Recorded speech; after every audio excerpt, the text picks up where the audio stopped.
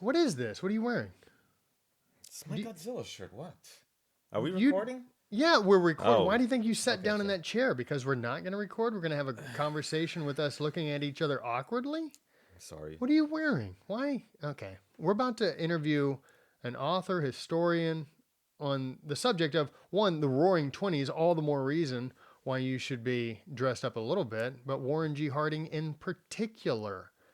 Oh, Warren Good G. Harding. grief. That reminds me of a story. When I was at A&M, there was this radio station that came on, and they had like trivia contests quite frequently. And then this one day, the question, the trivia was, whose presidency's campaign slogan was "Return to Normalcy." And I was like, I know that. Now, Warren G. Harding. So, I ran to the phone, thinking a lot of people were going to, run to the phone also. Beat the traffic. I think I was the only one that called in and I said, yeah, Warren G. Harding. And they were like, congratulations, you won. Perfect answer. Yes, sir. It was Warren G. Harding. I was like, all right, cool. What'd I win? And they said, you win a Debbie Gibson album out of the blue. As I was like, great. Like out of the blue, you Yeah, just won? the album out of the Oh, the blue. name is Out And of the the name Blue. of the blue. Okay. I was like, don't y'all have Rush moving pictures? So And they said, no. So do you still have it? yeah, I sure do. In fact, funny, I just happen to have it right here. Oh, man.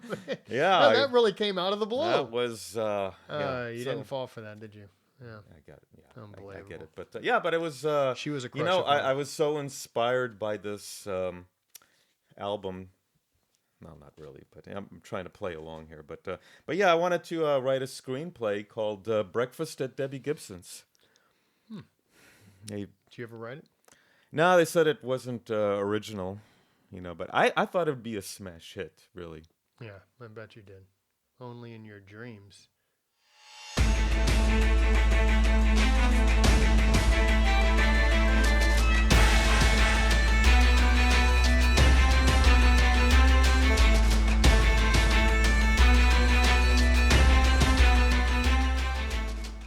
Thank you, Alan. Thank you. That's much better. Yeah.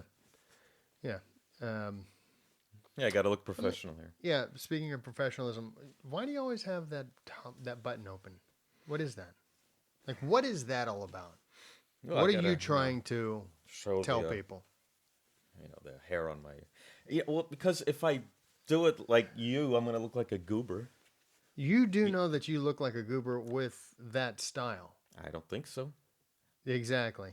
That's There that's the seems problem. to be a plethora of people who have opinions on what's best and what's worst. Exactly. You know, I am part of the general consensus. I bet you. Anyways, all right, ladies and gentlemen, welcome to the Sons of History podcast. I'm Dustin Bass. That is Alan Lowcut Joaquim. That's going to be your new nickname. You like that? Isn't there a Boz Scaggs song? Or is that no? That's Low Down, Low Cut, Low Down. A good song. Boz Scaggs, Low Down. I think it's called Low Down. I think some Is terrible it? music is being introduced No, into no, this no, episode.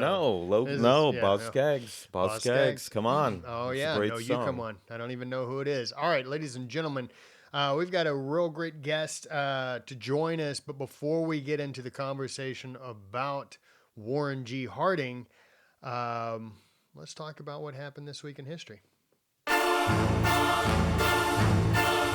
Okay, there's no need to time me because this is going to be pretty short. Short-lived, no pun intended. March 27th, 1977. In the Canary Islands, beautiful Canary Islands, two Boeings 747s crash on the ground at the airport. What is it? Los Rodeos, something like that. Airport. Two of them crash, and I think 570 people died during that crash. It is the worst civil aviation disaster to ever take place. 570 people like that died. Just when you thought you were going on vacation. You're excited for vacation, and here we are, and then there we go. Yeah, I remember that incident. I remember that we were It was a big deal. There had been I think, a terrorist attack at the main airport, Hmm. and so all of the flights were diverted to that particular airport, which really couldn't handle 747s. Yeah. But I mean, it was piled up. There were planes that were taxiing or parked on the runways, and there was fog. Disaster. I Yeah. mean, it was like I said, Recipe for yeah. absolute disaster. Yeah, it was. I mean, like you were saying, up until 9/11, which I don't know if that I would don't be know if that's considered. considered, a civil Just aviation yeah, disaster, but because that's a terrorist attack, yeah, right? yeah, It's not an accident.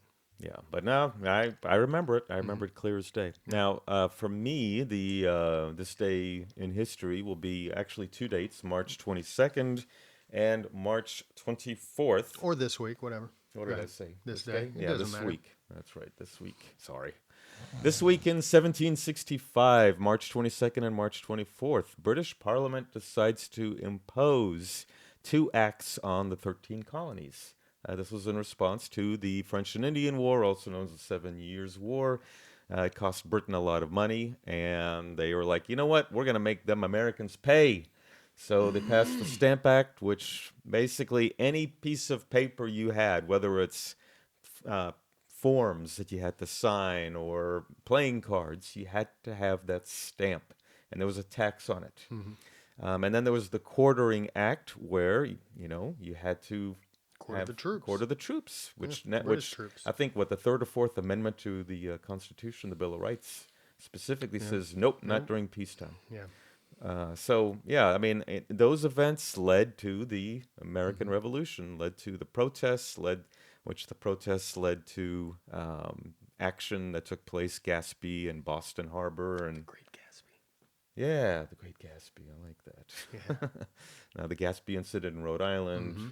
and which then led to Britain, imposing, you know, the intolerable acts, which then led to the fighting. So Yep. there you go. There you go. Very intolerable. Much like that shirt. All right, ladies and Mm. gentlemen, that is This Week in History. All right, ladies and gentlemen, well, we've got a special guest, Ryan Walters. He's a professor of American history at Collin College in North Texas. He is the author of The Last Jeffersonian, Grover Cleveland, and The Path to Restoring the Republic. That is not the book. I told you just to wait a second. Anyways, you're throwing off the element. You see what you Just did? you're a You're not professional. Vanna White. You're never going to be. She's all about timing and low cut. You only got one part of it. Anyways, all right. And he's also the author of Remember Mississippi, How Chris McDaniel Exposed the GOP Establishment and Started a Revolution. Grover Cleveland, the last Jeffersonian president. Apollo 1, the tragedy that put us on the moon. And his most recent book, come on, Vanna. Oh, Come shall on, I? Alan. Okay, all right.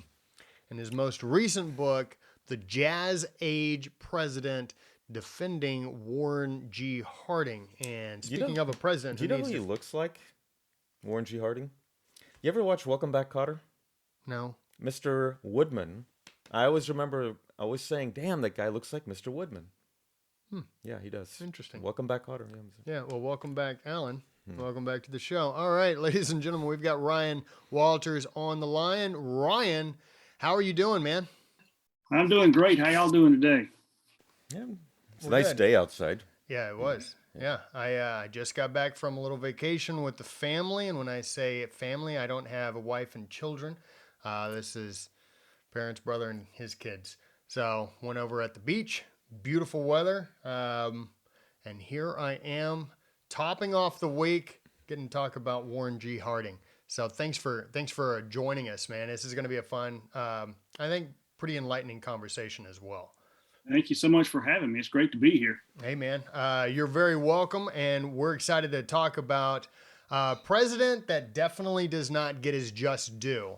And I sort of want to start on that because you've written a book called The Jazz Age President, Defending Warren G. Harding. And I want to start off my first question with there's a lot of books that are written about past presidents.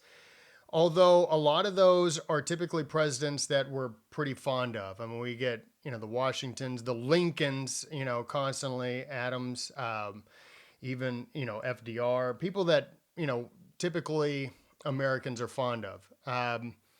Warren G. Harding, a bit different. So it's been a century since Warren Harding was in office, and he's not looked on fondly. So why write a book defending him? And do you think it's too late to do so? Obviously, I mean, you probably don't think it's too late to do so, but I guess abstractly, do you think it's too late? Yeah, somebody had to. That's the whole point. Somebody had to, and there's been a few people that have defended Warren Harding. The problem is that not a lot's written about him because he's considered by, and the consensus opinion is that he's a failed president. So why do you want to waste time writing about a failed president, a quote unquote failed president? He's finished last in more presidential rankings than any other president. Um, he's come up a few notches, but he's still in the bottom 10. That's still considered a failed presidency. He was considered corrupt and inept and incompetent and lazy and all these things, a womanizer, a partier, all these things that they say, and he shouldn't have been in office. He was a terrible president. So nobody writes about him. There's been only a handful of people that have dared to try to defend him. And my book is probably the most comprehensive defense of Harding that we have to date. When you look at his real record, it just doesn't reflect what historians have said about him. And most of these historians are left-wing progressive. So they like a lot of those that you mentioned. They like FDR, they like Woodrow Wilson and even Lyndon Johnson and people like that. They like activist presidents and with energetic government. And Harding was not like that. He was very, very conservative, didn't think the government had a responsibility to operate in certain areas. So obviously they're not going to like him. And they're going to take these political attacks that happened against him when he was running. Everybody gets attacked. I mean, Trump, everybody has these attacks. And of course, a lot of them, they just run with those things as though they're fact, that they happened. And a lot of them are just myth. I tackle 8 myths in the book. And a lot of them are just rumors and things, just outright lies and fabrications of history. So you mentioned Woodrow Wilson, and this is the president that was right before Warren Harding gets into office. Did one of the most progressive, if not the most progressive president the nation's ever had, even above FDR, which I would, if I were to rate, I would probably say, yeah, that's accurate, even though he only got 2 terms. Well, hey, I okay, beg to differ I'll on give it a that one. tie, but hey, I think I think it is. Anyways, so in your book, you discuss the various accomplishments of Harding, and we often think of the economic turnaround that took place, which we will get to. But I want to focus on 2 specific accomplishments, or at least things that he really worked on to make better, and that is the race relations in the U.S. and then the relationship between the U.S. and Latin American countries. Discuss those 2. Yeah, these are 2, like a lot of these areas. I mean, most people will talk about the economic turnaround and give him zero credit. But race relations, he's given zero credit for what he did. And as far as his whole entire foreign policy, people just skip over. As far as race relations, you have to remember Woodrow Wilson was one of the most progressive presidents. He was also one of the most openly racist presidents that we had. Woodrow Wilson came up in the Reconstruction South, and he had those same ideas, ideas that were prevalent among the white South at the time. I mean, he believed in white supremacy, and believed in segregation passionately. I mean, and there had been some strides that were made in race relations when Woodrow Wilson came into office in 1913, but he resegregated the federal government, segregated the city of Washington, D.C. They tried to pass a law to ban and make a felony racial mixing inside the city of Washington, D.C. He screened the film, the D.W. Griffith's film, Birth of a Nation, in the White House, and really liked the film, which is a glorification of the Ku Klux Klan during Reconstruction. So that's the kind of guy Warren Harding. He came in, of course, in 1919 under Wilson, you get what's called the Red Summer of 1919, which was called that because of the amount of blood that was spilled, black blood. Lynchings across the country. A lot of black people began to move from the South into the North, and most people think, well, they were probably received pretty well, but that's not the case at all. People didn't like it. There were a lot of lynchings. There were dozens of lynchings in the summer of 1919. Harding came in and tried to correct some of that. He called for a civil rights law. He called for a federal law to ban lynching, an anti-lynching law. I went to Birmingham, Alabama, when he was president, first year he was president. Now think about the courage it took to do this. He goes to Birmingham, Alabama, which is the heart of the old Confederacy, and gives a speech to a segregated audience, obviously, and says that blacks need to be treated equally in the country. They need to have equal treatment in their politics and voting and economic opportunities, educational opportunities. You name so many another president that would have done that or did.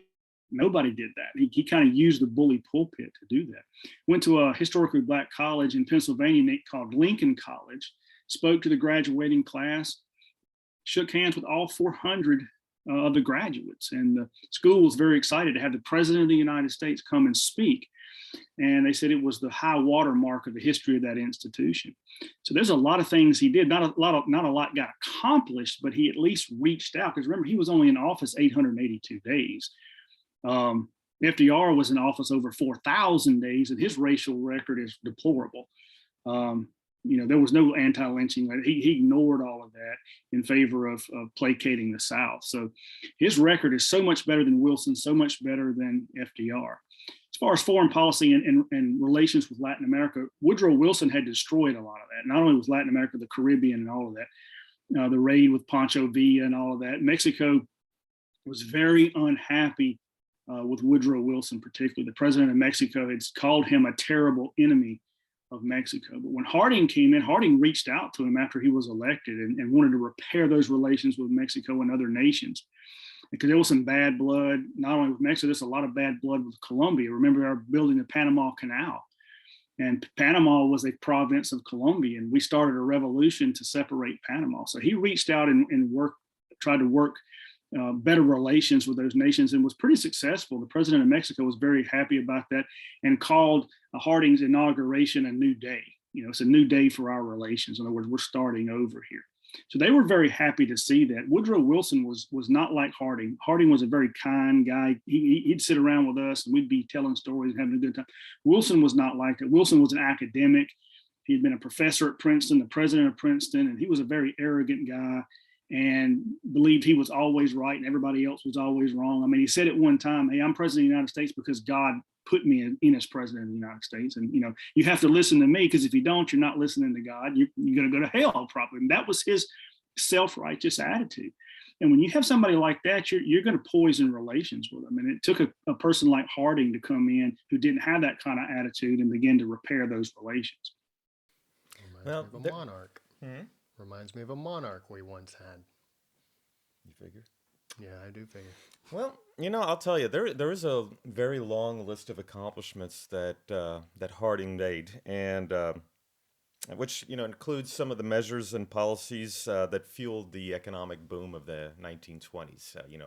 We had the Roaring Twenties, and it was aptly named for it. Mm-hmm. Now, of course, this was until the stock market crash of 1929, which was 2 presidents later. You had Coolidge and you had Hoover. So now, when he died, the whole country mourned him. Based on all the evidence that I've read, the whole country mourned him. Even the press mourned the guy. But then after his death, some information started coming out, which kind of tainted his reputation. The Teapot Dome scandal and a few others. So my question is that because a kind of a standard changed after Watergate, was he judged more harshly because these events occurred before Watergate? And had they happened now, the scandals that came out, would he be judged as harshly? Would they have raised eyebrows as much since they've happened since Watergate? Or was it only because all this happened in Watergate that he is judged so harshly? I think he was judged harshly then. I think he'd probably be easier now because if you look at the scandals that happened under Harding, as one scholar said, they were actually rather rinky-dink by today's standard. Not only Watergate, but some of the things that's going on now that we're seeing, and scandals that we've had in the past. We've had some pretty horrific ones that really hadn't been covered that much. But Teapot Dome, and there was a scandal in the Veterans Bureau. There was a scandal in the Justice Department. Those were very minor. They involved, just simple graft and corruption, which Harding did not benefit from. And a lot of those people all went to jail. Harding, when he was allowed, the Veterans Bureau scandal, the Department of Justice scandal, while he was alive, he dealt with both of those. People were punished. People went to jail. People were fired. Teapot Dome broke when he was on a westward swing throughout the West, and he died on that trip. He found out about Teapot Dome on that trip, and he had plans. He had talked to Hoover about it. Hoover talks about it in his memoirs about exposing these people and going after them. And I think Harding was very heartbroken about a lot of that. He put trusted people in office, and they were taking advantage of his kindness and his goodness. But a lot of that broke after he died. He died in 1923. By 1924, a lot of those scandals, particularly Teapot Dome, was out in the press. Of course, it's a little unfair because Harding wasn't there to defend himself. But he died in 1923. His wife, the First Lady, died in 1924, Florence. And they had a memorial they built in Marion, Ohio for him where they're buried. You can go to see it today.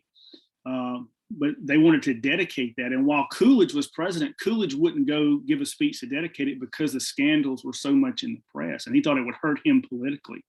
It was actually not until Herbert Hoover was in office during the Depression in 1931 that he went to Marion and gave a speech. And he really was the first one to start the defense of Harding. If you read that speech, and I quote from it in the book, in the conclusion, it's actually very much a defense of Harding. So he was really the first one to start to defend Harding. Not only from the scandals, but look at the accomplishments of his administration. So it was still bad, even though it was before Watergate, it was still bad.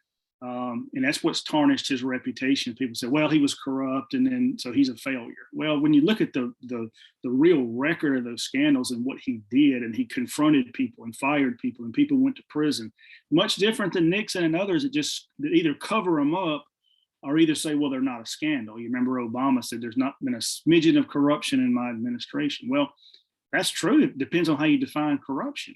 I mean, if you just redefine it, not to include anything you've done, then sure, every administration's no corruption.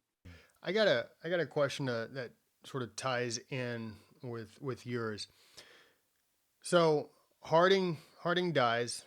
Coolidge doesn't really step up and try to defend him. Hoover, however, does. Hoover, however, is known as also one of the worst presidents we've ever had. FDR is next. Obviously, FDR would definitely not defend Harding. They're on completely different spectrums. Do you think it came down to also the fact that it was Hoover who was defending him, and Hoover was defended by Harding, as you mentioned in your book, as, hey, either you give me Hoover and you get Mellon as well, or you don't get either one, right? And so Hoover was sort of defended by Harding to get into the cabinet. And Hoover then defends Harding, but he's looked on as a terrible president. Do you think if it was FDR who had defended Harding that we would look at him a bit differently? Oh, probably so. I mean, because of the highness that we've placed FDR, sure. Hoover's considered that, and Hoover gets a lot of blame for the Depression. And again, let's look at Hoover for a second. It's typical for historians to say, well, the 1920s, very early 30s was a Republican era. We had 12 years of Republican rule: Harding, Coolidge, and Hoover. But you can't lump Hoover in with Harding and Coolidge. They were all three Republicans, but Hoover was a progressive Republican. Hoover was closer in philosophy to FDR than he was Harding and Coolidge. Harding comes in with the Forgotten Depression in 1920. He and Coolidge had the exact same program, laissez-faire, cutting taxes, cutting government, cutting regulations, dealing with it that way. Hoover comes in 1929, and of course the Depression hits in October of that year. And what does he do?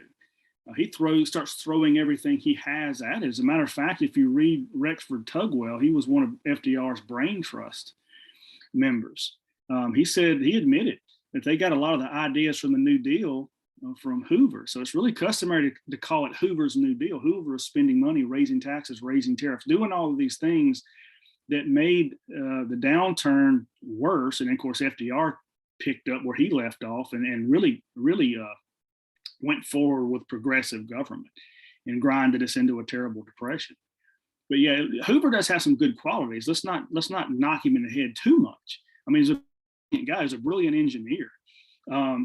He was a administration in World War One and the relief organization after the war that helped stave off a famine in Belgium.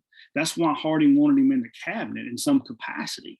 A lot of people didn't. The conservatives didn't because they said he's a progressive. He's Mellon said he's too much of an engineer. He wants to take the engineering and apply it to government, and that's not the way it should be done. But Harding said, well, if he was Commerce Secretary, he's not going to be running everything, and he did a good job as Secretary. And you mentioned one of the myths I talk about is the fact that Harding was this pliable guy that wasn't independent, that the party leaders and senators would mold him and push him in whatever direction they wanted to. The fact that he put Hoover in the cabinet above their objection shows you how independent of a president he was. Yeah. So are you suggesting that his approval would have gone down had he shown support for Harding? Is that what you're saying? You mean, no, I think his approval would have gone up. If he had, What do you mean down? Do you well, mean I down mean, in a good way or down? well, no. I mean, like, I remember. I think if when FDR Nixon, were to say, like if FDR were to say, Harding was actually a fantastic president, and A, B, C, D, that's why, I think it would have held much more sway. Because I mean, even my grandparents loved FDR, and my grandparents were super conservative. well, because I remember when Just so bizarre. I remember when Gerald Ford defended Nixon and pardoned him, and his of Nixon, and his approval rating just That's took what a I'm dive. saying. Gerald Ford is looked on as a failed president too. Yeah, but That's what I'm not, saying. I'm not a big fan of Do it. you understand? Are you connecting anything that I'm putting together? I don't here? think you I understand feel what like I'm it's trying to just say. me and Ryan talking.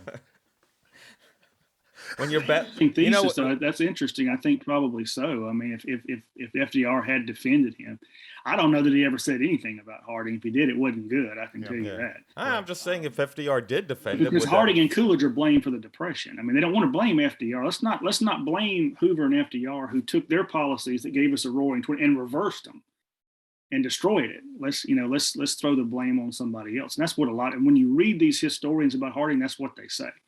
Harding gave us the conditions that caused the bust in 1929. And it's just, I actually got into a dispute last week with the former director of the FDR Presidential Library.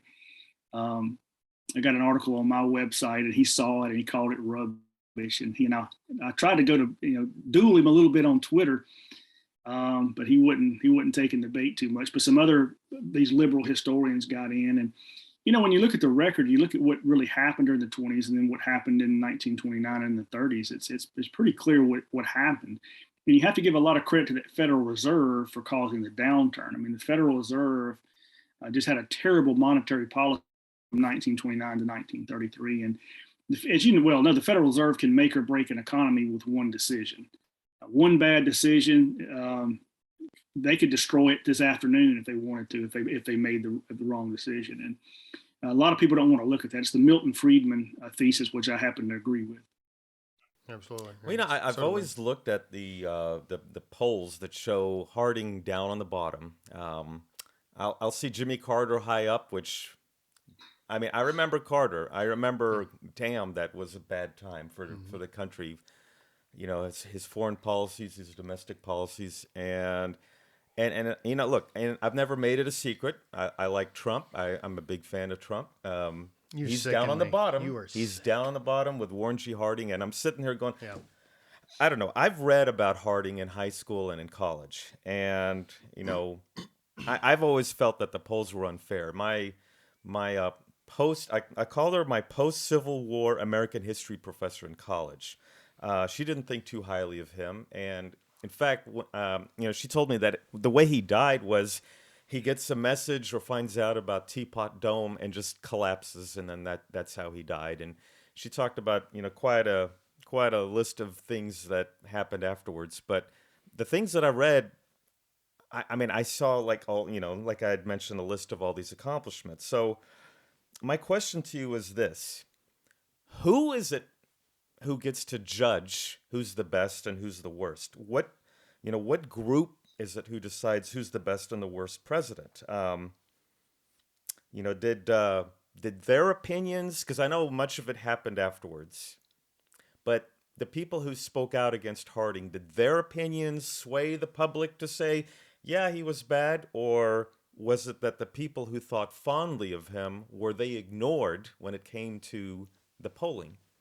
Yeah, there's not a lot of people that thought too fond, particularly after the scandals hit, everybody backed off. So what filled up the vacuum was people that hated him. And beginning with Arthur Schlesinger's original poll, he's the first one that started in 1948. They published it in Life magazine. We didn't really have polls before that, but starting at that poll going forward, Harding was last. And he finished last in more of them than anybody. He and James Buchanan are pretty neck and neck. I think Buchanan will probably pass him on the latest C-SPAN poll. That seems to be the big one right now, C-SPAN. They've got a lot of historians, but when you look at who these historians are, 8 out of 10 of them are very, very left-wing progressives. So they're going to have that bad opinion of Harding, and I guarantee you, most of them don't know hardly anything about it. You mentioned your particular professor probably doesn't know very much about him. Particularly, that's when I wanted to do this book. I wanted to give some people some more ammunition, because what I like to say when they start that with me, I say, "Oh, really? He was a bad president? Tell me what his foreign policy was." And you'll usually get they don't have a clue. All they did is regurgitate what their professor said or what they read in this textbook or that textbook. And look who writes the textbooks. Now, they're liberal progressive historians. And so you're going to get that, you're going to get that bias in there. And most of them won't tell you they're biased. They think, no, I'm not biased. I'm not biased. And people say I'm biased. Yeah, I'm biased. I'll tell you I'm biased. And I'll tell you up front I am. I'm not going to try to hide it. Everybody's biased in their writing. It's just who admits it and who don't. And so you really have to look, and people send me emails all the time. Well, who do I read? What historians did I read? What should I? And a lot of times you have to know who the publisher is. You have to look at their background. Who's giving blurbs on the back of the book? People who are endorsing the book. That'll tell you a lot about it.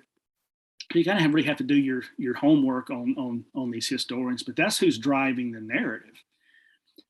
So you can almost it's interesting, you can almost take their list and invert it in a lot of ways, and you probably be better off.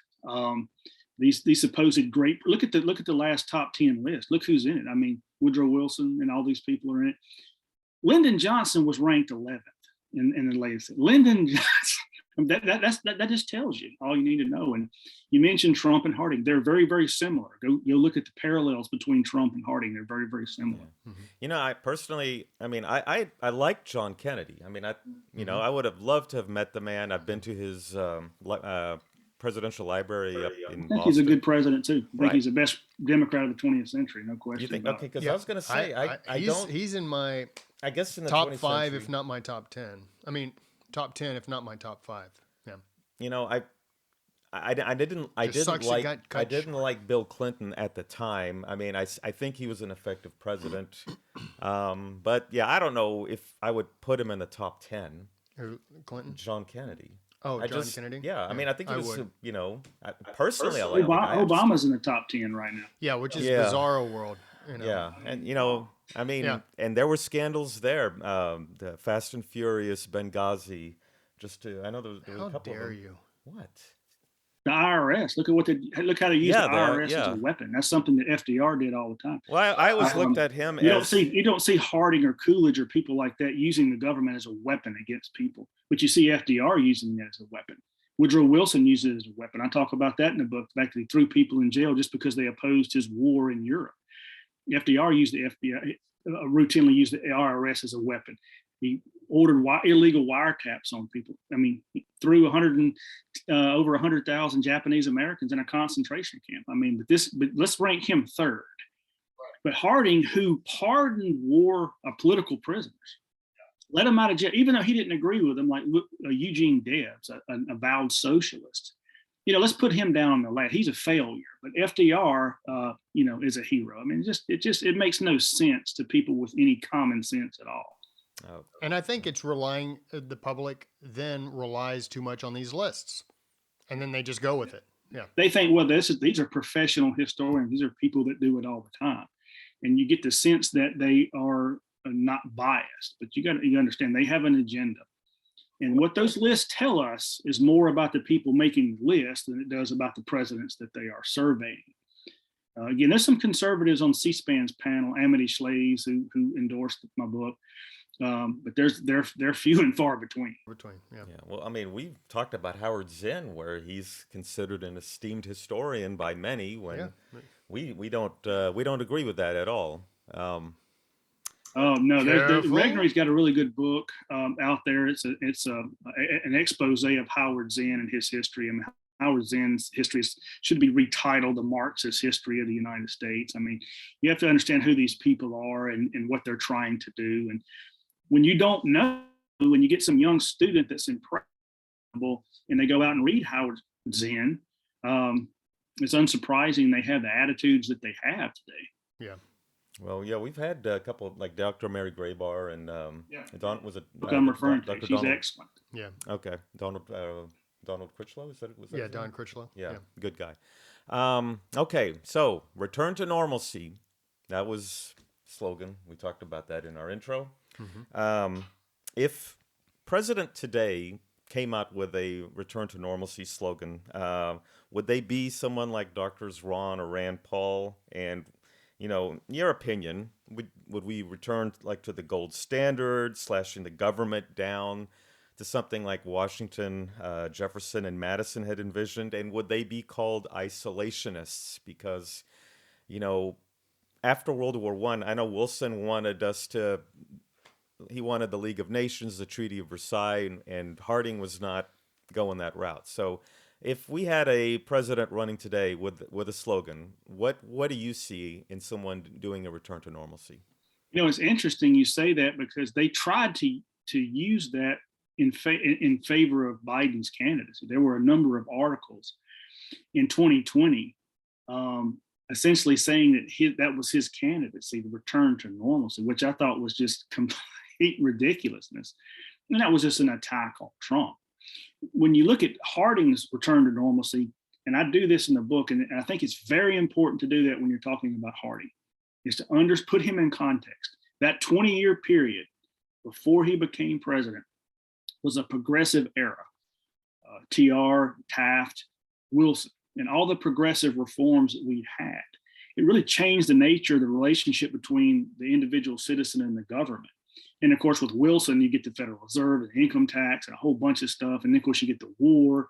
Coming out of the war, you get the Spanish flu pandemic, which was awful worldwide, much worse than this COVID stuff. You get the terrible events of 1919, not to mention Woodrow Wilson's stroke and all of the things that went wrong, the terrible economy that hit in 1920, the Depression. So, yeah, when Harding came out, that was a perfect slogan, return to normalcy. People have had it up to here with reforms and war and flu and violence. They wanted to kind of go back to a simpler time. And that's exactly what Harding did. Cutting taxes. I mean, the top rate in taxes had gone over 70%. Spending was through the roof. Spending before World War I was less than $800 million a year. It was like $715 million. In 1919, spending was $20 billion a year because of the war. By the time Harding got to office, it was still $6 billion, and he slashed it in half in about 2 years. And the idea was to get the government out of everybody's life. He said during the campaign, the world needs to be reminded that not every problem can be solved with legislation. In other words, the government's not the solution to these problems. And so go back to a time before all these progressive reforms and let people live their life. So if we had a president today under return to normalcy, that's what I would want to see. We would have to do a lot. I mean, can you imagine cutting the government 50% today? How much you would cut? You'd have to cut about $2 trillion a year, but who knows how much they're spending? We don't even really have a budget. They just spend whatever they want to. Who knows? I mean, they're spending all this money and trying to tell us the national debt's going down. Yeah, right. I mean, Harding and Coolidge cut the debt by a third throughout the 1920s. So, I mean, that's the kind of normalcy I would like to see. I would like to see taxes go away. I'd like to see the Federal Reserve go away. I'd like to see most of the government dismantled. That's my return to normalcy. Foreign policy, I mean, pull back from the rest of the world. We're not the defenders of the rest of the world. The last place we need to be is to have a no-fly zone in Ukraine. I can tell you what Harding's position on that was. Hey, because he said in his inaugural address, we need to disentangle ourselves from the problems of the old world. He was talking about Europe. We're not going over there to handle their problems for them. That's their problems. You handle your problems. We're not spilling American blood for Europe. So I know that's probably exactly what he would say. And that's what he was doing in his foreign policy, disarmament, and he withdrew our troops from Germany, the Rhineland, withdrew our troops from the Caribbean. We'd occupied several places. So his was what the founding fathers called retrenchment, which is to pull back, to reduce the government on both a domestic and policy position. Yeah. Which is, I think, what Washington, Yeah. Jefferson, Madison, they wanted. Yeah. Yeah. That was Less. certainly a return to normalcy in foreign policy. Uh, you know, Washington warned against permanent alliances. Jefferson warned against entangling alliances. And that's one of the reasons why Harding, as a senator, was opposed and helped stop the League of Nations. The League of Nations, guaranteed we would be in a war if a member nation was attacked. And his position was, hey, wait a minute, that means Congress loses its authority to declare war and decide where we go to war and where we don't. We're in the same position with NATO. What's going on there? If that war spills into NATO territory, we're guaranteed we have to go to war. I mean, you've had people in Europe already say if the Russians touch NATO soil, we're at war. So, that's the kind of entangling alliances Jefferson warned against, and that's exactly the kind of foreign policy Harding had.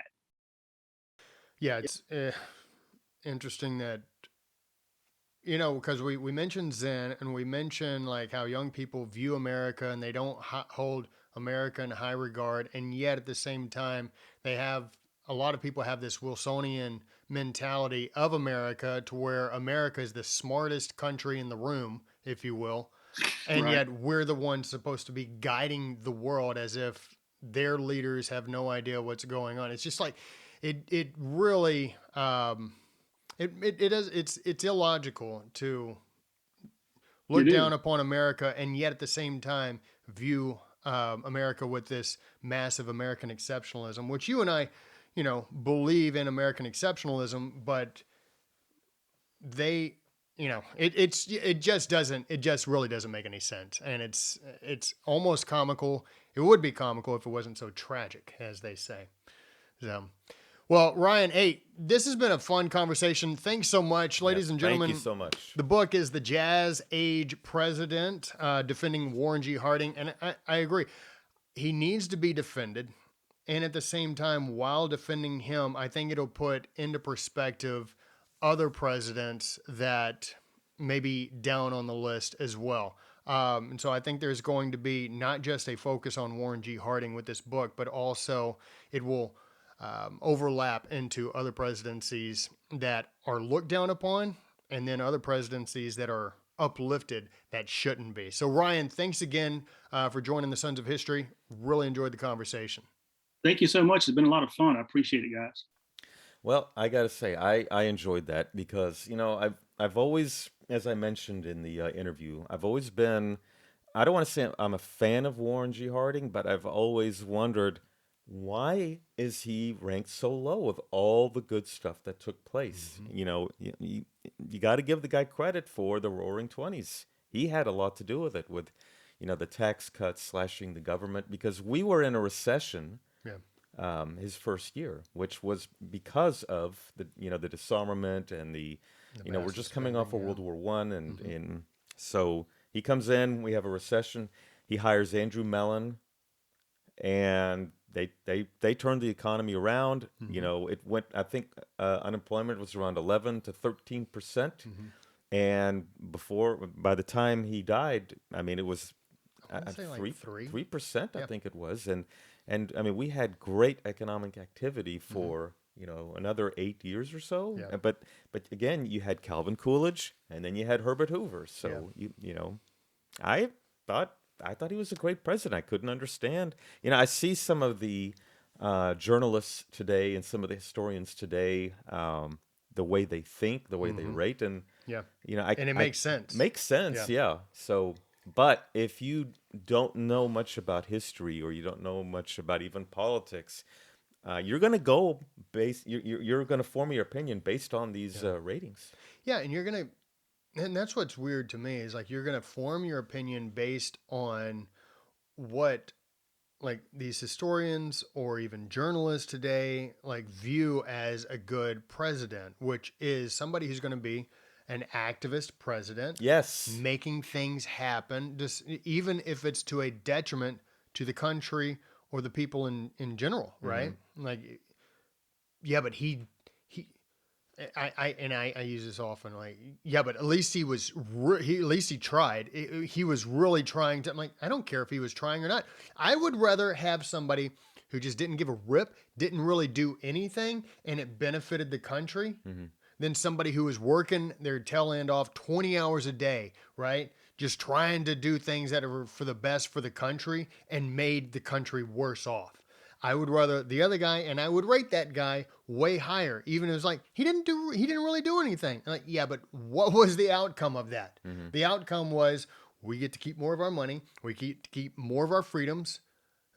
What more do you want? Mm-hmm. And there's a mentality that is, well, we need activist judges, we need activist, congressmen, we need activist presidents. And it's Mm-hmm. like, no. Well, it's like, every time I hear how Congress is trying to pass these new laws, and why are we passing new Yeah, laws? I mean, when you pass new laws, these are more and more rules that we have to exactly. follow. And if you make one little mistake, let's say Congress, or let's say the press or the law wants to come after you with all these new laws, Hmm. you're not going to know all the laws, and Right. next thing you know, you break one of them, and whoop. Yeah.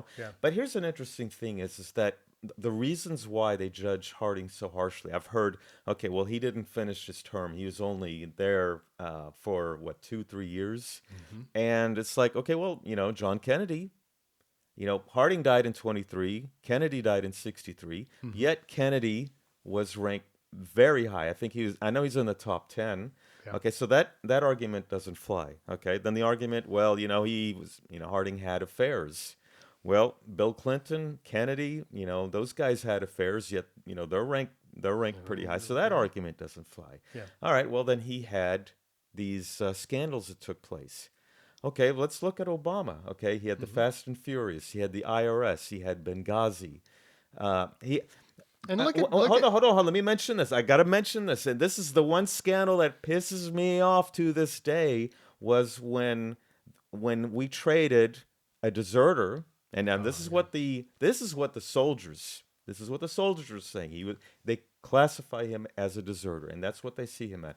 We took one deserter and exchanged him for what, 5 or 6 high-ranking Taliban generals. yeah. I mean, these were high-ranking terrorists. Well, in Obama's defense, I think he knew what was going to happen in Afghanistan, and he was like, "Hey, you're going to need some high-ranking Taliban members to make sure all of that equipment gets put, in its Well, proper place and is utilized correctly." well, I Yeah. mean, but And the point. speaking of Kennedy, think of the Bay of Pigs, like Yeah, he had how, the Bay Pigs. He really. that's your Benghazi type of Yeah. situation. And I'm gonna say this about the And I'm a Cuban. big fan of JFK, No, as I made I like mention. Yeah. JFK, but okay, but if you look at, let's say, the Cuban Missile Crisis, I you know Curtis LeMay was like, we need to bomb Cuba because Hmm. we need to get rid of those nuclear sites. Now, that really was the right, smart decision. Now, it really would have turned out bad. You can make the smart decision and Hmm. it doesn't come out right. Yeah. But Kennedy, he came up with a bad decision, but it worked out for him. I know that might be a little hard to follow, but he did what any person would say was not a smart move, but fortunately it turned out well, because there were some cooler heads that were like, "Whoa, we are about to start a nuclear war." So, Hmm. can you take the chance of having the Soviet Union? I mean, they're still setting up these nuclear missile Yeah. sites. We need to It's take gotten to them the out point now. where people are just, instead of choosing the person or dissecting the person's career, they're just picking teams. Hmm. Democrats are picking Democrats, Republicans are picking Republicans, and unfortunately for these lists that come out, it's Democrat prominent, and so it's so obvious. And it's like, well, you've got George Washington as number one and Lincoln number two. Like, no, duh. Common sense will tell you, yeah, those are your top two. But then get past the top two or the top three. Hmm. Really just the top two. It's always Lincoln, Washington. It's between the. get past those, and then really look at it. It is beyond me how some of these, presidents get into the top 10, the top 15, like Woodrow Yeah. Wilson and Lyndon Johnson. Lyndon Johnson was a travesty. I Yeah. mean, he should be right up there with And Richard he Nixon and because he had I don't. affairs. He had He had a affairs. fair. It's ridiculous, and apparently Warren G. Harding didn't have an affair while he was in office. He Yeah. just had affairs, prior, I think, too, Hmm. which Ryan mentions in his book. When I was a kid, well, actually, this was after Reagan, after Reagan's presidency ended. I remember a neighbor of mine was sitting and saying that historians are rating Ronald Reagan as the worst president we ever had, and I was like, going, based on what? I Based mean, on it turned out that the guy that was telling me was he was with Patco. I don't know if you might be too young to remember that, but those were the air traffic controllers, and Oh, they were okay. all fired. Hmm. They were all Yeah, fired by during the Ronald strike. Reagan. Yeah, So yeah, I mean, he's got a beef again. I mean, I respected the guy, but yeah, he had a beef against Reagan. yeah. I mean, if But I worked in Reagan, the air traffic control industry, I yeah, would rate him very low as well. Even the construction industry, I would rank him very low because it would have yeah, definitely affected me personally. But even Ronald Reagan, I think, he continues to he's move up and yeah, up and up, and he everybody is up there. realizes how, you know. But Kennedy was not a better president than Ronald Reagan. No, I don't think so either. So No, that's why I'm like, you know, yeah. I don't know The who does thing his is ratings. like we could go on all day Yeah. with the rankings of the presidents. Hmm. And I was going to say something, but we really need to get out of here. All right, so ladies and gentlemen, before we do, let's do our book and movie recommendation. Yes.